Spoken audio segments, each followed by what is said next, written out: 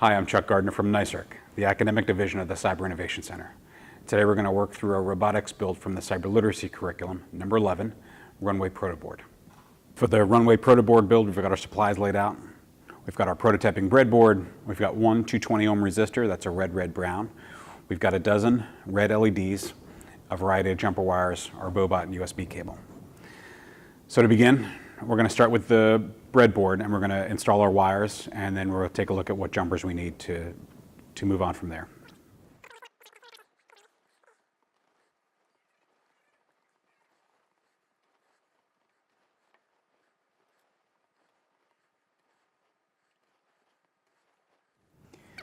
So what we've done is we've got the long legs of the LEDs facing inboards, we've got the short legs facing outboards. And why that is because all the short legs now share this common rail on both sides, which means the short legs go to ground. I can ground them with just one wire. The long legs are the ones that I'm going to use to turn the circuits on and off with, and since they're on the inboard side of this protoboard, now I've got 6 individual circuits I can connect. The only thing that's missing for breadboarding, remember, we've got the rows that connect across and across, but the signal does not jump this valley. So for that, we need a couple short jumper wires. So I'll install them right now.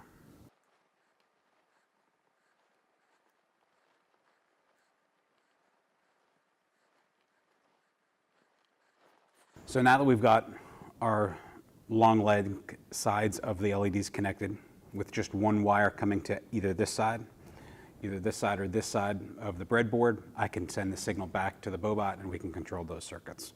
So we'll take a look at those now. For that, we're going to need the long jumper wires. So I'm going to turn the board sideways. I'm going to position the Boe-Bot.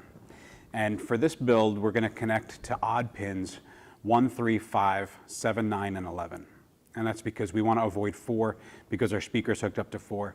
If at some point during the build I wanted to use this runway with a speaker, I would have to somehow work around pin 4. So by using odds, we can tell the laptop, which controls the circuit board, to light only odd pins in succession. So I'll make those connections now.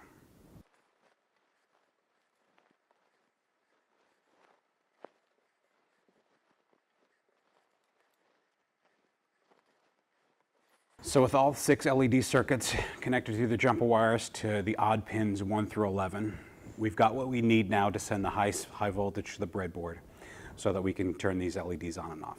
What we need to do now is bring back the ground from the protoboard back to the Boe-Bot.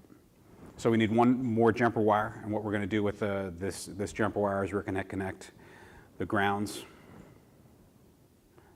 rails on the protoboard, and then we're going to bring that back to the breadboard. And the purpose of the resistor is to ground all these circuits through one common path to ground. So we're going to use this 220 to go from that white wire coming from the ground rail and drop it into VSS. And that's our Runway Protoboard build. We'll go to the laptop now and take a look at some code, and we'll see how it interacts with the Boe-Bot. All right, so with our Runway Protoboard built, the code that you'll find in the lesson indicates that the key to this build is using this function called step. What we want to do is we want to light in succession pin 1, 3, 5, 7, 9, 11 without sending a signal to pin 4, which would trigger the speaker. So if I want to count from 1 through 11, skipping to every odd number, I'm going to use the step code. So for counter equals 1 to 11, step 2. That means the first time the counter enters the loop, it's going to be on 1. Step 2 says the next time you index, go to 3, then go to 5, then go to 7, 9, and 11. With a pause of 100 between each on and off, that's a 1/10 of a second, and we should see the lights in succession, 1/10 of a second, 6 lights. This should take about just over a second to run through.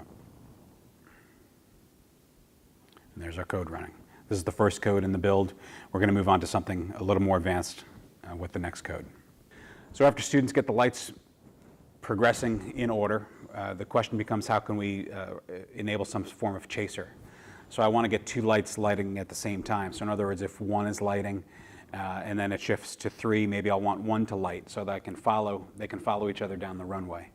If I get 1 to light, maybe I want 5 to light so they can follow skipping down the runway. So for 1 to 5, and then 3 to 7, and then 5 to 9, and then 7 to 11, we're going to employ a little bit of algebra, and it's a simple subtraction problem. But we're not going to start with 1. In this case, we're going to start with 5. So how do I get 5 and 1 to light at the same time? I'm going to employ subtraction, and I'm going to subtract 4. So our second sample code in the teacher guide indicates that we're going to light counter, and we're going to light counter minus 4. So if I light 5, I'm also going to light 5 minus 4, which is 1. If I light 9, I'm going to light a 7. I'm going to light 7 minus 4, which is 3. If I light 9, I'm going to light 9 minus 4, which is 5. The problem is what happens with 1 and 3. The Boe-Bot can't handle decimals, and it can't handle negatives.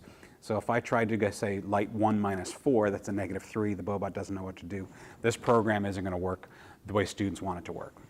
So we've got some kind of feedback going on here that's not really following each other down the path. If I slow the pause down by making it pause a second in between blinks, so there we've got lights that are following each other down. But what about 1 and 3? There's only one set of lights on when 1 and 3 are lit. So lit, and then it goes back to 1, and then it doesn't follow with 9 and 11. So what we want to do is we want to set a condition. If 1 is on, and I want to do this skip 1 chaser, 1's pair is going to be 9. If 3 is on, 3's pair in this pattern is going to be 11. So we have to make one modification to the code, and that's in the handout, where we've got this if statement, and we've got defined a second variable now called counter2. So basically, if counter equals 1, then I also want to say counter2 equals 9.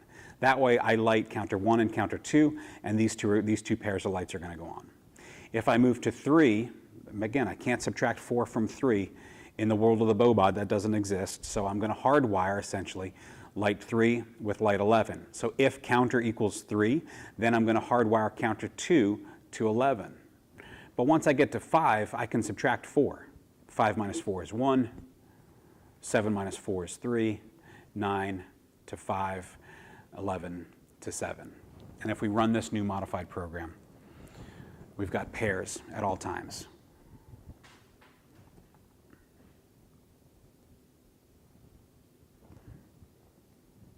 You can speed this up, dim the lights, and you've really got what looks like a runway landing strip. And that's the Runway Protoboard build from Cyber Literacy 2.